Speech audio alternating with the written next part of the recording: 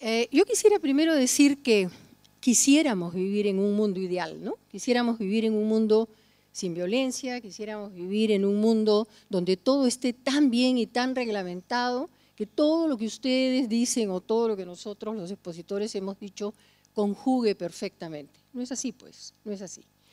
Varios de los expositores o todos los expositores que me han antecedido han hablado de cómo se desvirtúan las cosas, cómo se desvirtúa la hoja sagrada.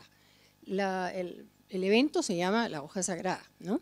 Pero la hoja, yo he escogido un título que se llama Toma un camino no santo, porque si no, no estaríamos hablando de lo que es el narcotráfico, no estaríamos hablando de lo que es la violencia en el Perú. Entonces, no los voy a cansar tanto, no va a ser muy larga mi exposición, pero sí voy a hablar y a describir de cuál es la situación ahora. Yo trabajo en Cedro, con Alejandro y con otras personas, hemos fundado Cedro hace 29 años. Estuve 2 años, 5 meses en el gobierno del presidente Humala, presidiendo de vida. Entonces creo que conozco también un poquito de los dos lados, del lado de la sociedad civil y del lado también del gobierno. Y lo que voy a decir y las cifras que voy a poner son cifras que recojo también desde el Estado y desde la sociedad civil y desde la investigación. De las aproximadamente 50.000 hectáreas que tenemos de hoja de coca en el Perú, el 95% va al narcotráfico. Esa es la realidad, querramos o no. Quisiéramos que eso no suceda. Quisiéramos que la hoja sagrada se hubiese quedado en su espacio, que fuera lo que siempre fue, pero no es así. El 95% de la hoja de coca del Perú va al narcotráfico. El uso tradicional que debería comprar ENACO es 9.000 hectáreas y ENACO en este momento compra solamente 2.500. Ese resto no sé dónde se va. Yo no puedo evaluar a ENACO porque no trabajo en ENACO, pero sí sé que las cifras que compra son inferiores a lo que es el objetivo de ENACO, que es comprar 9.000 hectáreas de hoja de coca. Del uso tradicional se ha pasado entonces a la cadena de las drogas, porque si no, no estaríamos hablando de que el 95% se va al narcotráfico. Sin embargo, sí hemos tenido una historia que ha sido positiva y que no es una historia de un día para otro, es una historia de 20 años, que es San Martín. San Martín es una región que pasó de 25.000 hectáreas de hoja de coca a 750 hoy día y que exporta millones de dólares de sus productores al extranjero y para consumo local en productos lícitos. ¿Por qué San Martín tuvo éxito y sigue teniendo éxito? Porque tuvo gerencia de primera, tuvo realmente presidentes, en esa época se llamaban todavía presidentes regionales honestos, tuvo equipos de trabajo muy interesantes en San Martín y además involucró a la comunidad desde un inicio y tuvo también a la cooperación internacional. Y cuando acá se sataniza, porque he oído en varias intervenciones, a la cooperación internacional, señores, estamos muy mal. Porque este es un problema global, este es un problema que nos interesa a todos. Y a mí me interesa tanto el joven de Europa o de China o de Cuba o del Perú, porque la humanidad es una sola. Entonces, cuando hablamos nosotros de que tenemos influencias extranjeras o que los de afuera nos plantean a nosotros, no. Ni como gobierno yo, cuando he sido parte del gobierno, ni como sociedad civil he sentido nunca una pérdida de autonomía con la cooperación internacional. Así es que eso se los digo de manera muy transparente.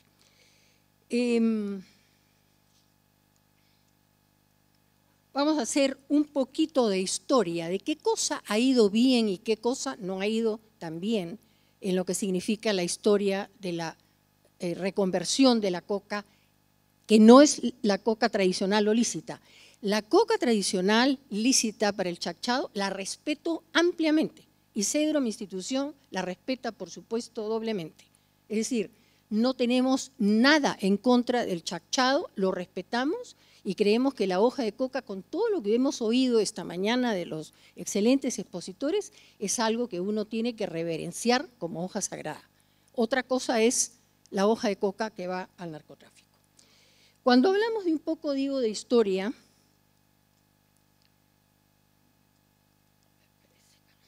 estamos hablando, por ejemplo, el énfasis que hubo en la erradicación de hoja de coca en 1980 a 1995.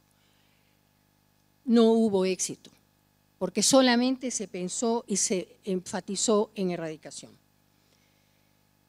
En 1995 al 2001, el énfasis fue en desarrollo, estoy hablando en general, en las 14 cuencas cocaleras. Tampoco hubo éxito. Se metió, en ese momento se puso 34 millones de dólares, sin embargo no hubo éxito. Lo que nos demuestra en el primer caso que solo la erradicación no funciona. En el segundo caso que solamente un enfoque de desarrollo tampoco funciona.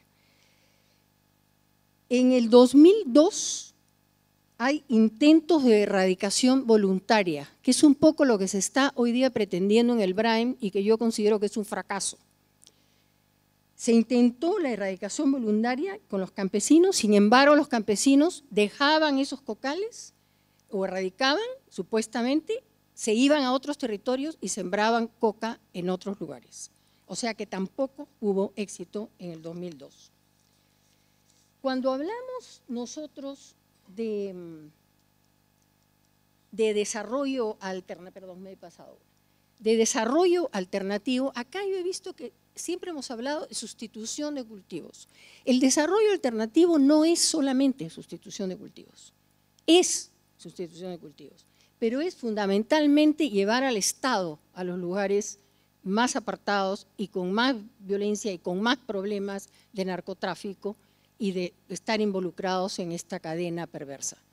O sea, cuando hablamos de sustitución, obviamente estamos hablando de cacao, de café, de plátano, de cítricos, etc. La mitad de la población del BRAEM está sembrando productos lícitos. No es que todo el BRAEM, porque tiene casi el 60% de la hoja de coca del Perú, el BRAEM, esté a favor de sembrar para vender al narcotráfico, sino que la mitad está en productos lícitos. Y cuando estamos hablando de eso, estamos hablando de que el Estado tiene que llegar con conectividad, internet, carreteras, escuelas, etcétera, etcétera, etcétera, postas de salud, etcétera. Cuando entramos al Monzón, y ahí me tocó a mí entrar al Monzón, y negocié con varios de sus líderes, el Monzón tiene 100 comunidades, señores, que había estado 40 años sin dejar entrar al Estado. Se captura Artemio, el jefe de los terroristas, y eso facilita muchísimo la entrada al Monzón. Se entra después de 40 años, pero no se entra de un día para otro ni se entra con violencia. Se entra primero negociando con los dirigentes. De las 100 comunidades primero firman 20, luego firman 40, etc. Y se entra con un plan y una estrategia de desarrollo que se aplica aún antes de que entre el CORA, que se llama así, del Ministerio del Interior, a erradicar los cocales. Hoy día yo creo que el Monzón no tiene vuelta atrás, porque cuando el Estado del presidente, el gobierno del presidente Humala entra en el año 2012, en mi régimen, cuando yo estaba en Devida, el Monzón tenía 60% de pobreza total. O sea, ahí no estamos hablando de riqueza. El Monzón tenía absolutamente los suelos empobrecidos por el sembrío de 30 y 40 años de la hoja de coca. Y la gente no es tonta. La gente empieza a darse cuenta que tiene necesidad de cambio. Y cambia. Y empieza a cambiar porque se les ofrece una respuesta que se cumple. Por lo menos doy fe durante mi estadía en Devida. Se habla, por ejemplo, de productos muy rápidos, como plátano, como frijol de palo, etcétera, y se entra con ello negociando y se cumple a rajatabla con las fechas que se han propuesto. Y no se va a tomar uno la foto, simplemente se va con un equipo de 40 personas que se quedan trabajando en la zona y que cumplen el plan que uno se ha propuesto. Porque hablar realmente de cambio es fácil. o decir esto debería funcionar así o debería funcionar así, ¿no?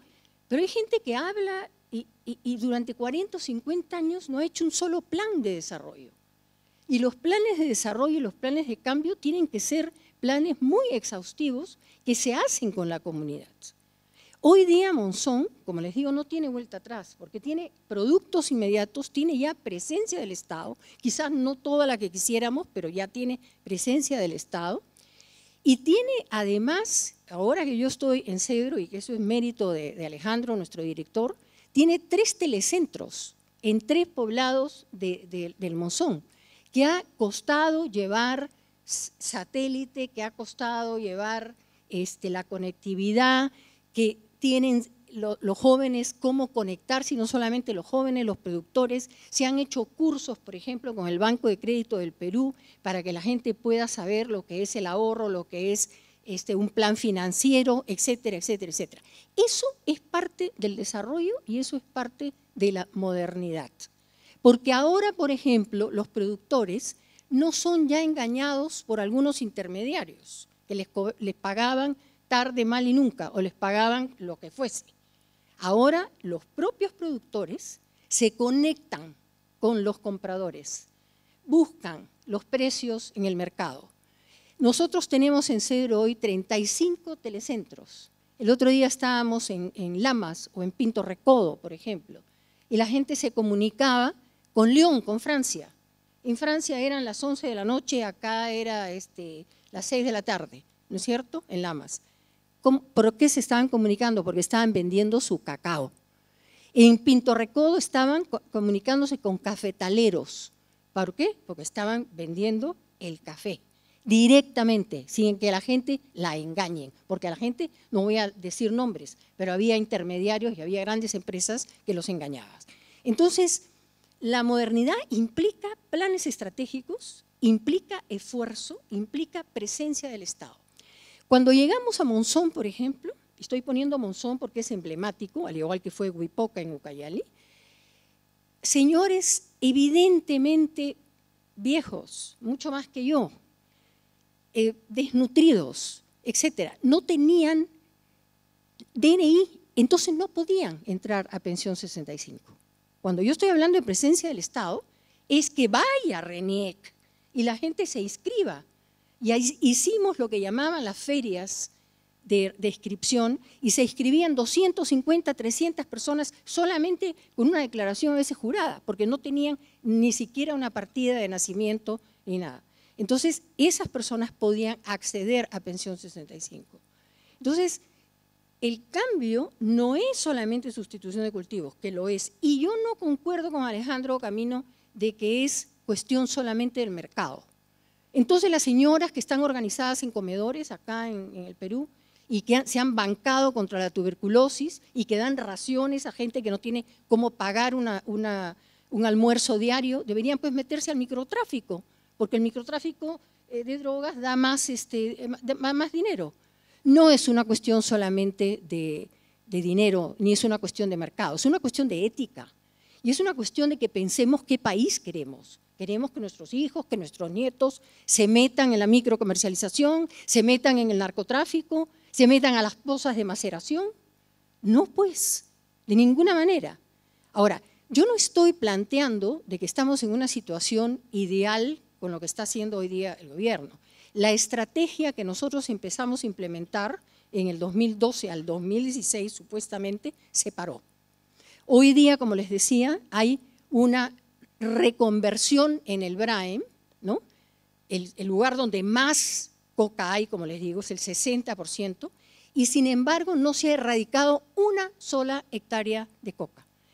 Se prometió y se puso como meta el gobierno que en el 2014, el año pasado, se reconvertiría, ya no se erradicaría, sino se reconvertirían 5.000 hectáreas de coca, es decir, los campesinos voluntariamente, a pesar de que la historia nos dice que eso no ha funcionado, iban a erradicar voluntariamente e iban a reconvertir sus hectáreas de hoja de coca en otros productos. De las 5.000 hectáreas de la meta, ¿saben cuántas se ha reconvertido hasta la fecha? 6, ¿no? Entonces, eso nos prueba de que la estrategia tiene que ser integral, tiene que estar basada en evidencias, tiene que contemplar el involucramiento de la comunidad, tiene que tener un componente fortísimo de desarrollo, tiene que negociar con la cooperación internacional. Señores, no solamente Estados Unidos, al cual le tengo enorme gratitud y nunca en la vida he tenido ningún tipo de presión ni de imposición. También con la Unión Europea, también con Francia, también con Finlandia, etcétera, etcétera, etcétera.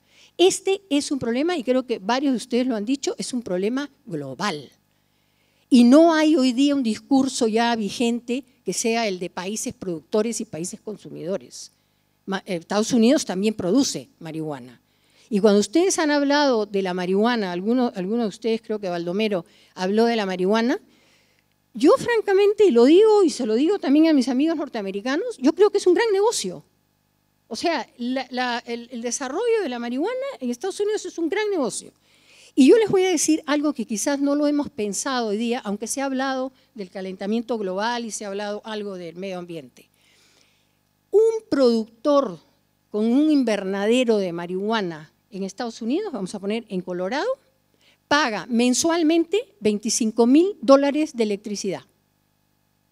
¿Ustedes se imaginan cuando haya y se requete multiplique los invernaderos para marihuana, el atentado que esto representa al medio ambiente? Creo que eso no se ha pensado, ¿no?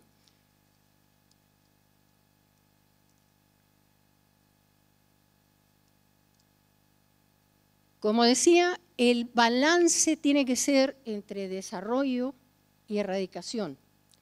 El hito histórico que conseguimos entre el 2012 y el 2013 y parte de 2014, hasta mayo del 2014, fue reducción del espacio cocalero ilícito, no lícito, no estoy hablando de la coca tradicional, 17.5%.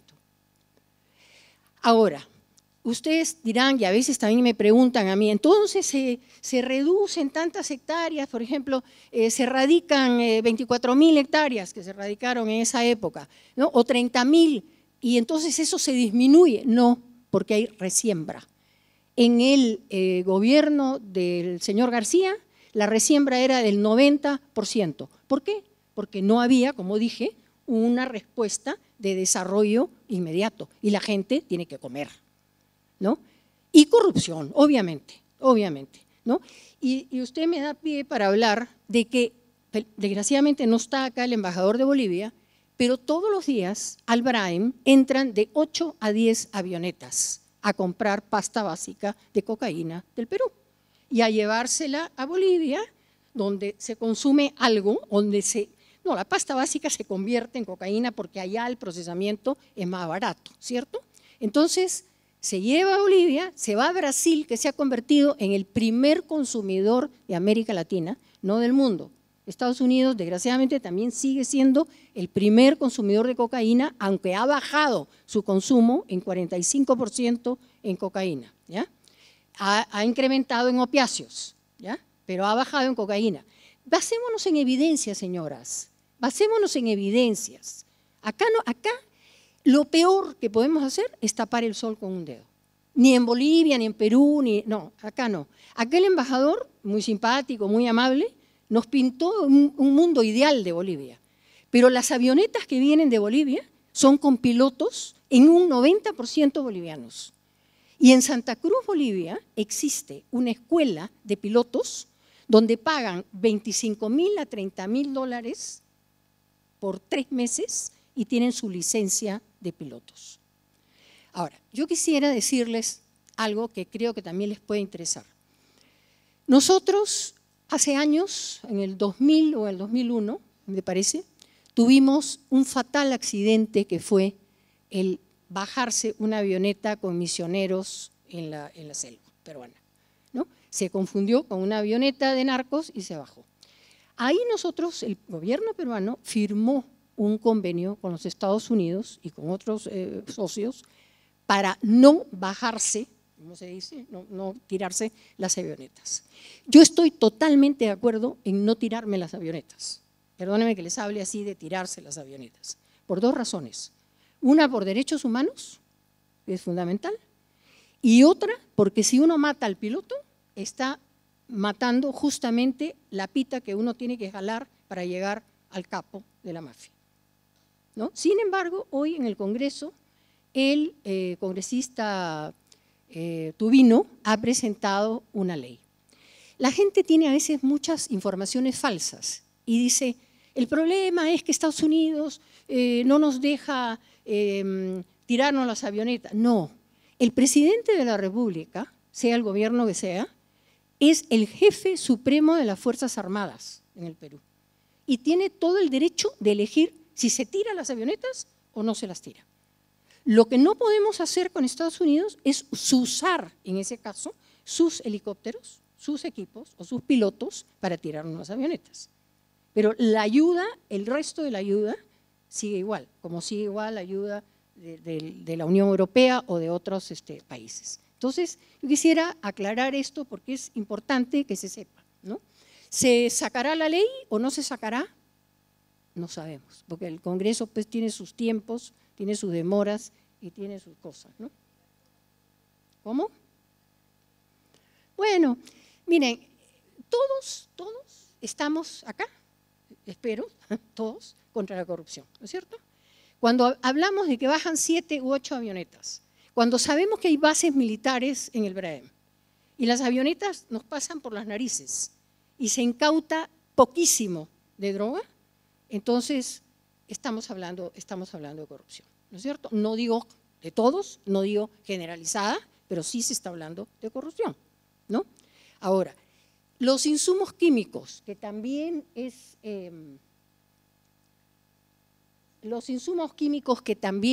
otro de los problemas, porque la cocaína se hace con insumos químicos, ¿no?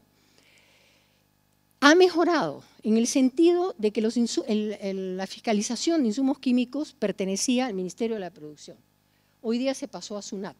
SUNAT tiene todo un registro, ¿no es cierto?, de 35 empresas, me parece, que son las que compran legalmente, formalmente, insumos que podrían ir al narcotráfico. El problema de SUNAT es que pone, yo creo, y esto es simplemente, lo digo con mucha humildad, porque es un trabajo muy difícil, pone más énfasis en lo burocrático, en los listados, en los registros, que en seguir a lo que llamamos nosotros los desviadores. Las personas que si tuviéramos un buen sistema de inteligencia podrían ser seguidas porque desvían los insumos químicos a la elaboración de cocaína. SUNAT en este momento está solamente decomisando el 10% del total de insumos químicos que se supone que van al narcotráfico y que son 40.000 toneladas al año, ¿ya? Entonces, eso hay que conocerlo y hay que saberlo. Por eso la lucha contra el narcotráfico, y ya no hablamos, Baldomero, de guerra de las drogas. Hoy día se habla de una lucha compartida, integral, de una estrategia con la comunidad, etcétera. Quisiéramos, como les digo, que la situación fuera distinta, pero no lo es, pues. Tenemos que pensar que hay una situación que además atraviesa el narcotráfico todo el país. Porque cuando hablamos de sicariato y cuando hablamos de crímenes y cuando hablamos de violaciones y de secuestros y de extorsiones en Lima, en Trujillo, en Chiclayo o en Tarapoto o en cualquier parte, estamos hablando de un negocio también ilícito, un crimen organizado ligado fundamentalmente a la droga. Y por otro lado, cuando examinamos a personas que han cometido un delito, 24% han consumido drogas cocaínicas. Así que estamos hablando, señores, de una realidad.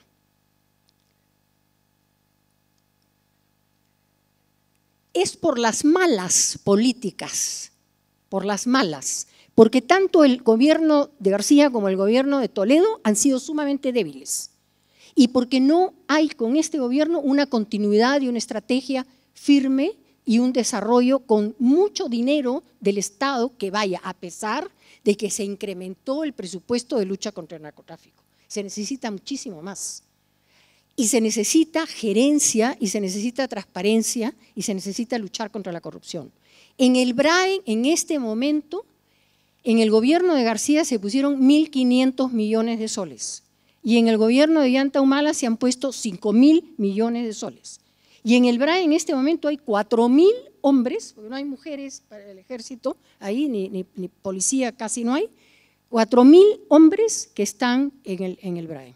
Y vean ustedes el resultado, no se ha podido llegar ni siquiera a 6 o a 7 hectáreas, cuando la meta es 5.000 hectáreas, ¿no? Entonces, estamos hablando acá de corrupción, como dice la señora, estamos hablando de corrupción parcializada, no creo que todo el mundo sea corrupto, ¿no es cierto? Estamos hablando de falta de gerencia, estamos hablando de debilidad, estamos hablando de falta de continuidad, de que cada gobierno que entra quiere inventar muchas veces la rueda, o que en el mismo gobierno se cambian las estrategias, ¿no? Bueno, no lo sé, no vamos a hablar de denuncias ahora porque nos podríamos quedar hasta la madrugada y esa no es la intención. Cuando decimos que hay corrupción, hay corrupción. Por ejemplo, usted me hace pensar en algo que fue muy importante, hacer task forces, o sea, grupos de trabajo, ¿no?, que entraban hasta los aviones y donde se encontró en los aviones comerciales, se encontró droga. ¿Cuáles eran estos grupos? Estaba Gran Bretaña, un representante, estaba la SUNAT, estaba la policía, estaba Holanda, estaba Estados Unidos. ¿Cuál es la ventaja de tener un grupo? Que es mucho más difícil que la gente se corrompa en un grupo, porque uno se vigila al otro, porque uno es de Estados Unidos, otro es del Perú, otro es de la policía, otro es de SUNAT, y es mucho más difícil que esas personas se corrompan. Yo, francamente, creo que ese grupo está muy debilitado.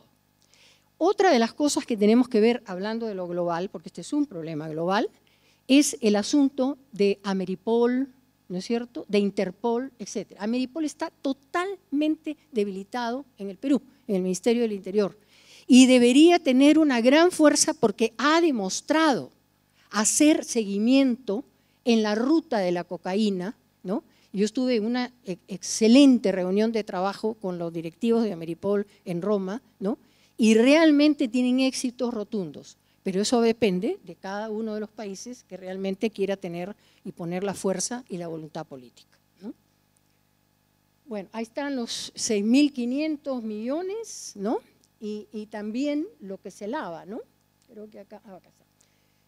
Bueno, somos el primer productor de cocaína del mundo y como ustedes decían hace un momento, no es cuestión de somos culpables o que nos echen la culpa, no.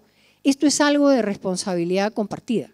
Pero sí creo que los gobiernos, sea el gobierno que esté de turno, tiene la obligación de tener una política de Estado que continúe con los otros gobiernos, ¿no? Una buena política de Estado.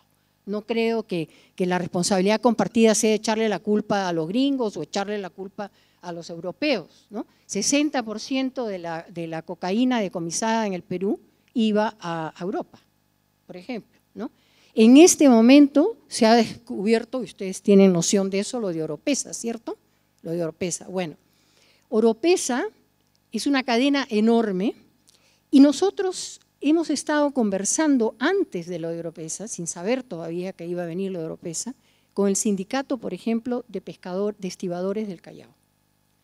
El sindicato de estibadores estaba sumamente preocupado porque tiene 8 muertos dentro de su gremio.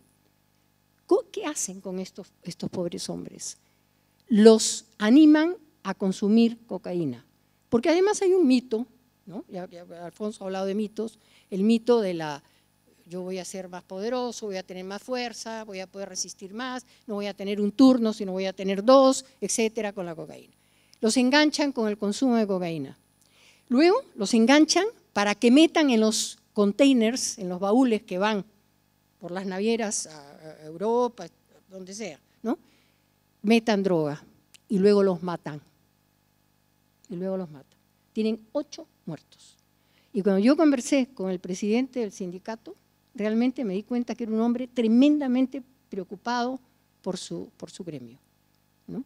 Ahí también la responsabilidad tiene que ser compartida con la empresa, con las grandes empresas que están manejando los terminales y los puertos del Callao, Entonces, la cosa no es, no es peanuts, no es pequeña cosa, ¿no? Es realmente sumamente complicada. Cuando nosotros, por ejemplo, estamos en Pichari o estamos en cualquier sitio de la selva peruana y donde sabemos que la gente está vendiendo coca al narcotráfico o está lavando activos a través de, digamos, financieras, etcétera, decimos, mucha gente en Lima, ¿no? Porque en Lima vivimos un poco en una burbuja. Bueno, es allá, ¿no? No, es en todo el Perú. El narcotráfico está atravesando todo el Perú y es la principal amenaza que podamos tener en este momento.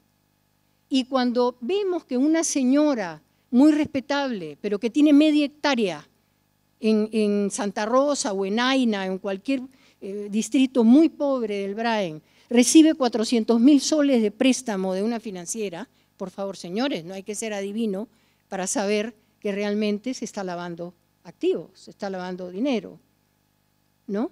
Bueno, así es, pues. Entonces, tenemos que conocer y ver cuál es la cadena. Cuando un chico de acá se enferma y tiene todo el derecho de curarse, y ojo, el consumo de drogas no está penalizado, Baldomero, en ninguna parte del Perú, ni queremos que lo esté. El consumo de drogas se considera un derecho de la persona y la persona dependiente es una persona que también no pierde sus derechos de ser tratada. Lo que se condena es el tráfico ilícito de drogas. Y nos da muchísima pena porque en las cárceles del Braem hay 4.000 jóvenes que están en la cárcel por traficar con drogas. Ustedes me preguntarán, ¿son los chicos más pobres? No. Son chicos que han estado en institutos tecnológicos, que han estado captados en los institutos tecnológicos. Por eso Cedro está trabajando en la cárcel de Andahuaylas con un programa de oficios y desarrollo con dinero de la cooperación norteamericana y está trabajando en los institutos técnicos para prevenir a estos jóvenes de que no sean captados en la cadena del narcotráfico. Entonces, es algo que no es solamente la producción de hoja de coca, que un 95% se va al narcotráfico, es la cadena de tráfico, la muerte, el sicariato, etcétera, etcétera, etcétera. Y no es solamente en las zonas productoras de hoja de coca, es el país entero. En este momento hay corredores de droga por todas partes. Y no es que los gringos o los europeos tengan la culpa, ni nosotros tenemos una responsabilidad compartida para actuar todos. Pero hay que basarnos, señores, en evidencias. No es que a mí se me ocurre decir una cosa, ¿no? Sino que realmente a mí me gustaría que sea de otra manera, también como ustedes, pero no lo es de otra manera. Vamos a ir terminando. Esta a mí me llama mucho la atención y me da muchísimo miedo la infiltración del narcotráfico en la política. 124 candidatos participaron en elecciones regionales y municipales vinculados al narcotráfico. O sea, 124 personas que estaban recibiendo dinero del narcotráfico. ¿Ya? 17, pero por favor, los comentarios yo creo que es para ustedes, ¿no? Acá yo creo que lo importante es enterarnos qué pasa, ¿ya? 17 han sido elegidos con procesos. O sea, ustedes dirán, bueno, ya como se presentaron, 124 han sido pues filtrados, han sido sacados todos. No, han sido elegidos 17. Lo que demuestra una gran falta de información, una gran falta de toma de conciencia de por quién voto. Los congresistas, ¿cuántos son? 135, ¿no es cierto? No me digan ustedes que no se puede analizar cada uno de los partidos a quién lleva al Congreso. Deberían pues analizarlo antes. No son 1.300, no son 13.500, son 135. Y sin embargo, bueno, no hago comentarios, ¿no? Porque es de más hacer comentarios. pero realmente también ha habido una infiltración en el Congreso, en este gobierno, en el pasado y en el antepasado, ¿no? ¿Y quiénes son los que votamos? Todos nosotros. Votamos por gobernadores regionales, votamos por alcaldes, votamos por presidente, votamos por congresistas, etcétera, etcétera.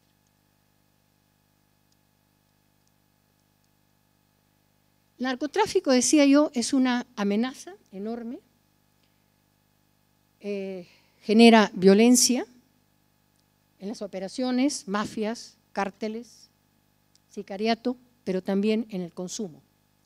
El consumo de cocaína, cuando se vuelve una dependencia, y Cedro hace estudios epidemiológicos sobre consumo cada 2 años, así que tiene a ciencia cierta entre los 12 y los 64, Alejandro, años, a dónde se consume, quiénes consumen más, en qué edades se consume, es muy preocupante.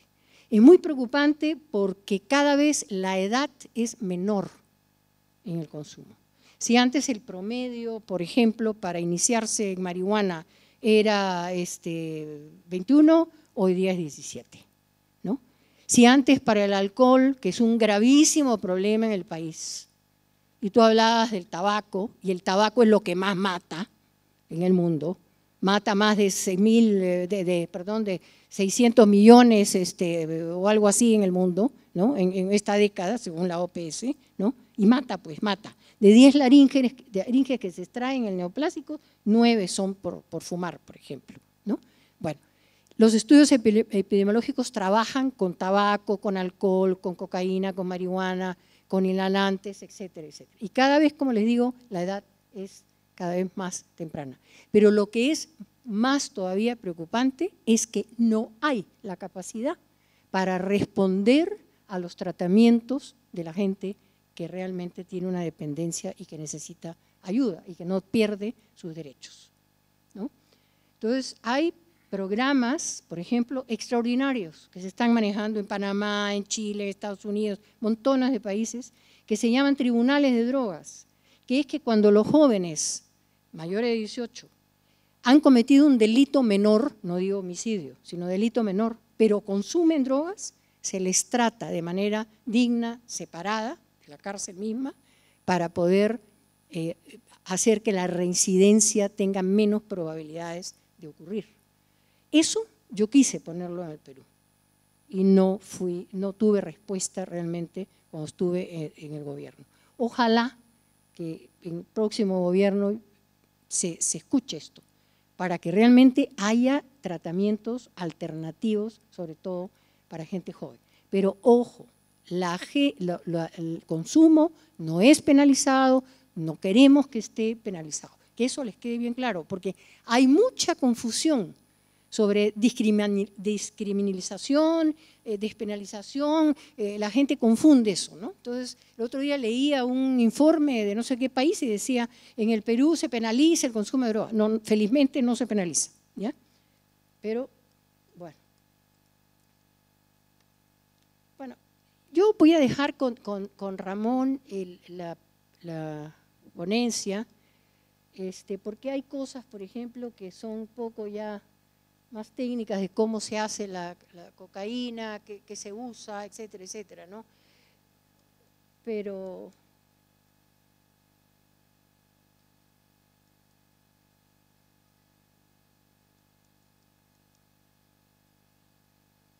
bueno, lo que les decía, ¿no? La cadena perversa ataca al más joven. Es el que es captado como mula, como burrier, es el que es captado para el consumo, es el que cada día consume a menor edad, ¿no? Entonces, la gran pregunta es, ¿qué país queremos? ¿Queremos un país plagado de droga, plagado de violencia? ¿Que nuestros hijos o nietos salgan a las calles y no sabemos si van a regresar? ¿Qué relación hay, por favor, piénsenlo, entre lo que significa la venta de drogas, las mafias de drogas y la violencia y todo lo que está pasando en el Perú, ¿no? Bueno, creo que acá terminamos y vamos a ver la edad del consumidor, ¿no? Que era lo que les decía. ya a los 14 años, en general, el 15%, ¿no?, de 14 años ya consume. A los 15 años el 22%, ¿no? Alguna vez en la vida, es verdad, ¿no? Alguna vez en la vida. Pero en fin, estas son cosas que ustedes la pueden entrar a la web. Cuando Alfonso les dice entren a la web, entren pues a la web. Es facilísimo entrar a la web de Cedro y tienen ustedes toda la información. Esto se va a colgar también, ¿no, Manuel? Esto se va a colgar en la web y ustedes tienen disposición de datos y tienen disposición de lo que ustedes quieran usar, porque de repente no quieren usarlo, pero de repente sí, ¿no?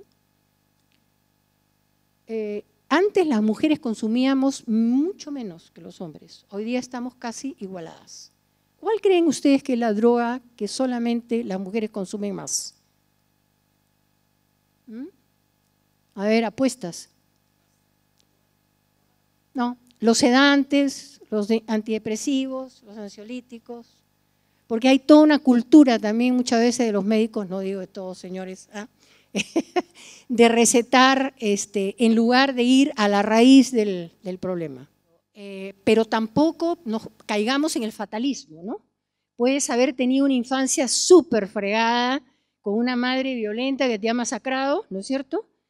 Pero también, felizmente, hay otros estímulos y otras contenciones en la vida y muchas veces tú puedes, ¿cómo te puedo decir?, hallarlos, ¿no? Si no, todos, pues, o casi todos estaríamos mal, ¿no? Sobre todo ciertas generaciones donde el castigo, la violencia, los colegios, etcétera. Bueno, que desgraciadamente, bueno, ahí está lo de los hombres y mujeres. Ocupación del consumidor de drogas cocaínicas, ¿no? 52% desocupados. Interesante, ¿no? Muy interesante. 13% empleado, 28% estudiante. Y fíjense ustedes que el deportista es cero. No hemos hallado en esta muestra que el deportista, bueno, la FIFA no hace deporte, ¿eh? O sea, no, se llenan los bolsillos, pero creo que ellos no salen a la maratón, ¿no? Estamos hablando realmente de los deportistas, ¿no? El 1% de las Fuerzas Armadas, ojo, consumen, ¿ya? El 1% consume drogas cocaínicas. El 3% de los técnicos y el 3% de los informales. ¿Ustedes se imaginan lo que es subir a un avión y que el tipo que te va a llevar, el piloto, esté marihuaneado o se haya metido cocaína? ¿Ah? O mandar a tus hijos en un bus a un paseo escolar y que el chofer la noche pasada haya tenido una tranca y que se va a quedar, así es, ¿no? Entonces, acá estamos hablando de salud mental, estamos hablando de salud física, estamos hablando de diferencia entre la vida y la muerte. Nosotros no, nosotros. Usted es parte del Perú y es parte del Estado. Todos somos parte del Estado. ¿Ya? Entonces, nosotros un montón. Por ejemplo, con los telecentros estamos aportando un montón. Con tratar a los dependientes desde el lugar de escucha, estamos un montón. Investigando, estamos haciendo un montón. Ahora, después, cuando acabemos, cuéntenme usted qué hace también.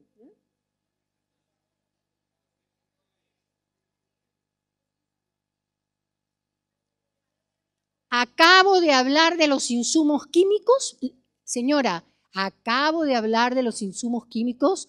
Escúcheme pues, escúcheme. Acabo de hablar de los insumos químicos. No sé si usted estuvo distraída, pero hemos hablado como 5 minutos de los insumos químicos. Bueno, droga cocaínica de consumo, la pasta básica de cocaína, que es mucho más, obviamente, adictiva y mucho más peligrosa, 62%, 38% cocaína. Obviamente, la pasta básica de cocaína la consume la gente más pobre, ¿no? La que menos recursos tiene.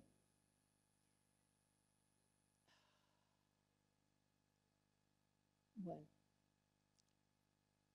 vamos terminando. El tiempo de consumo, porque el tiempo de consumo está muy relacionado a si la persona se hace o no dependiente. 25% consume hace menos de un año. 54% consume de 1 a 3 años. Miren ustedes qué riesgo, ¿eh? De 1 a 3 años. Ahí estamos hablando ya de dependencia. 21% de 4 a más años. Ahí estamos hablando de mayor dependencia. Y el 24%, como les decía, está relacionado a conductas psicopáticas. Frecuencia del consumo. Eventual 5%, interdiario 9%, 25% diario de los consumidores encuestados, 61% fines de semana. ¿Por qué creen que hay todos los accidentes que hay en Asia, en las playas, en el sur, en el cono norte, qué sé yo? ¿No? Porque los fines de semana se eleva enormemente el consumo.